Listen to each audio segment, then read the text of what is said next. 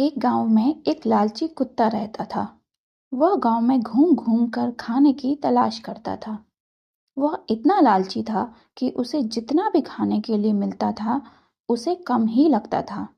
गांव के दूसरे कुत्तों के साथ पहले उसकी अच्छी दोस्ती थी, लेकिन उसकी इस आदत की वजह से सभी उससे दूर रहने लगे। लेकिन उसे कोई फर्क नहीं पड़ा। उसे सिर्फ अपने भोजन से मतलब था। कोई ना कोई आते जाते उसे खाने के लिए कुछ ना कुछ दे ही देता था।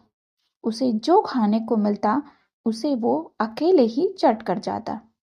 एक दिन उसे कहीं से एक हड्डी मिल गई। हड्डी को देखकर उसकी खुशी का ठिकाना ना रहा। उसने सोचा कि इसका आनंद तो अकेले ही लेना चाहिए। यह सोचकर वो गांव से जंगल की ओर जाने लगा। रास्ते में वह पुल के ऊपर से नदी पार कर रहा था। तभी उसकी नजर नीचे नदी के ठहरे हुए पानी पर पड़ी। उस समय उसकी आंखों में सिर्फ हड्डी का लालच था। उसे यह भी पता नहीं चला कि नदी के पानी में उसका ही चेहरा नजर आ रहा है।